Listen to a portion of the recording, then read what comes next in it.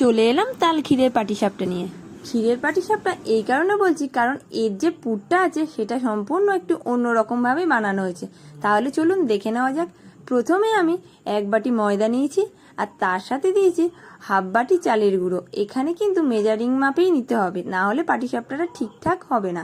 আর তারপর দিয়েছি স্বাদ মতন লবণ আর দেব এখানে তালের পাল্প। আমি এখানে ঠিক যত পরিমাণ ময়দা নেব ততটাই তালের পাল্প দিতে হবে, মানে 1 বাটি ময়দাতে 1 বাটি তালের পাল্প দিলে তবে এই তালের পাটিসাপটাটা খেতে সব কিছু খুব ভালো করে একসাথে ভালো করে মিশিয়ে নিয়ে হালকা হালকা জল দিয়ে একটা ব্যাটার তৈরি করতে পারে। আমি এখানে জলটা কিন্তু রুম টেম্পারেচারের জল নিয়েছি, আপনারা চাইলে এখানে দুধ দিয়েও ইউজ করতে পারেন। তবে দুধটা দেওয়ার আগে কিন্তু আগে থেকে ভালো করে দুধটা জাল দিয়ে ঠান্ডা করে নিতে হবে।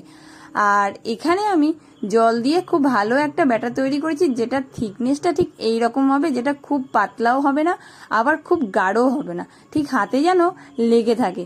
বারবার দেখাচ্ছি, এই রেসিপিটা করতে গেলে এই রেসিপির যে ফর্মুলাটা লাগে সেটা খুবই ইম্পর্টেন্ট, না হলে কিন্তু পাটিসাপটা ঠিক মতন উঠবে না।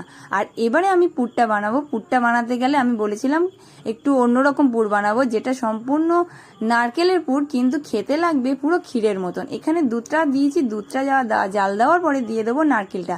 আর দুধ আর নারকেলটা যতক্ষণ না মিশে ঘন হয়ে আসছে ততক্ষণ আমাকে পুরোটাই জাল দিয়ে কমিয়ে আনতে হবে দুধটাকে।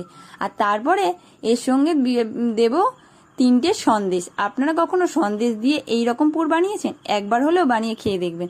সন্দেশ দেওয়ার ফলে নারকেলের পুরটা পুরো ক্ষীরের মতন লাগবে আর খেতে তো অপূর্ব লাগবে।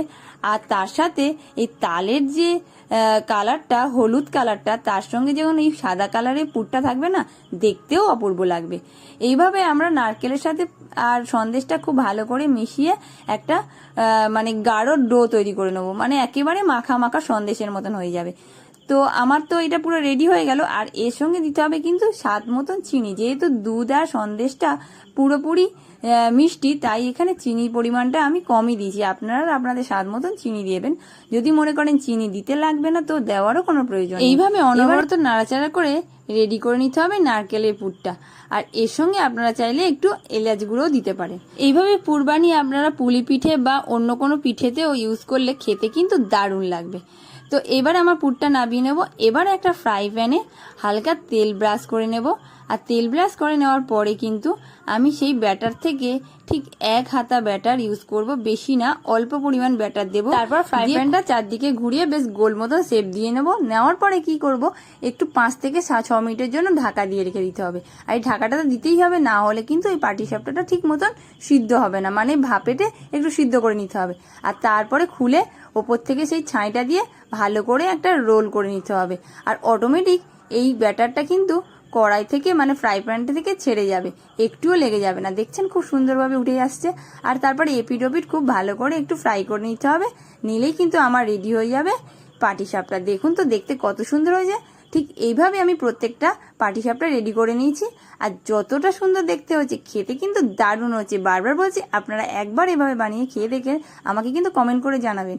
আর এই পাটিসাপটাটা এতটাই সফট হয়েছে, আপনারা না করে না দেখলে বিশ্বাসই করবেন না।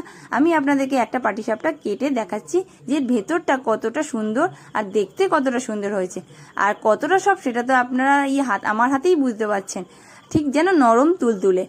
আর আজকের ভিডিওটা যদি আপনাদের ভালো লেগে থাকে তাহলে আপনারা যদি ফেসবুক থেকে দেখেন তাহলে একটা ফলো করে দেবেন, আর ইউটিউব থেকে দেখলে একটা সাবস্ক্রাইব করে দেবেন। সবাই